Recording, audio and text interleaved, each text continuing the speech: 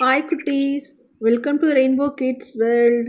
இன்றைக்கி நம்ம ஒரு குரங்கும் முதலையும் கதை பார்க்கலாம். ஓகே, ஒரு பசுமையான காட்டில் ஒரு ஆத்தங்கரையோரம் ஒரு குரங்கு ஒரு நாவல் மரத்தில் வாழ்ந்துட்டு இருந்துச்சு. அது தினமும் நிறைய பழங்களை பறித்து சாப்பிட்டு சந்தோஷமாக இருந்தது.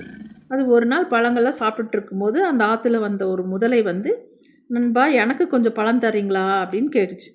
அப்போ இந்த இந்த குரங்கு முதலைக்கு ஓகே நண்பா நான் கொடுக்குறேன்னு சொல்லி நிறைய பழங்களை பறித்து போட்டுச்சு.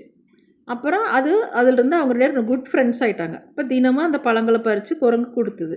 அதனுடைய முதலையோட வீட்டுக்கு கூட பழங்களை பறித்து கொடுத்து அனுப்புச்சு. இந்த வீட்டுக்கு ஆண் முதலை இந்த வீட்டுக்கு கொண்டு வந்துச்சு. அந்த வீட்டில் இருந்த பெண் முதலைக்கு கொடுத்துச்சு.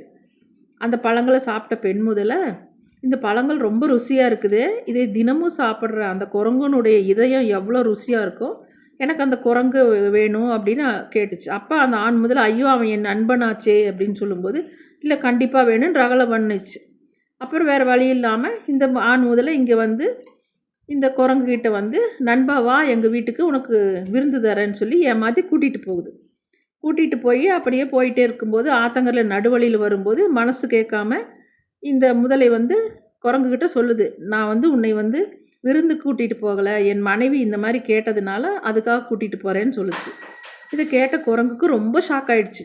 அது ஒரு யோசனை பண்ணுச்சு, என்னுடைய இதயத்தை என்னுடைய மரத்தில் காய போட்டிருக்கேன், அங்கே போய் எடுத்து தரேன் நண்பா வா போகலான்னு சொல்லி திரும்ப கூட்டிகிட்டு போயிடுச்சு. மரத்துக்கிட்ட வந்தோடனே தாவி ஏறி போயிடுச்சு, தப்பிச்சு முதலைகிட்டேருந்து குரங்கு. மரத்தில் ஏறினவருக்கு கோபமாக சொல்லிச்சு, நீ எனக்கு உண்மையான நண்பனே கிடையாது, என்னை கொன்று சாப்பிடணும்னு நினைக்கிற நீ என்னுடைய ட்ரூ ஃப்ரெண்டே கிடையாது அப்படின்னு சொல்லி அதை இனிமேல் என் மூஞ்சில் முழிக்காதேன்னு சொல்லிடுச்சு. அப்புறம் அது எப்பயும் போல் அந்த மரத்தில் உட்காந்து விளையாண்டுட்டு பழங்கள்லாம் சாப்பிட்டு சந்தோஷமாக இருந்தது. அதுக்கப்புறம் அது அந்த முதலையை அப்புறம் பார்க்கவே இல்லை அந்த முதலையை. அதுக்கப்புறம் அது அந்த மரத்தில் சந்தோஷமாக தனியாக எப்பயும் விளையாண்டு நல்லா இருந்தது. இதனால் என்ன இந்த மாரல் ஆஃப் ஸ்டோரி என்னென்னா, இப்போ நம்ம புத்திசாலித்தனமும் சமயோஜித புத்தி இருந்ததுன்னா நம்ம எந்த சூழ்நிலையும் தப்பிச்சுக்க முடியும். அதே போல் முதலை மாதிரி நம்பிக்கை துரோகமும் யாருக்கும் பண்ணக்கூடாது. ஓகே குழந்தைகளே.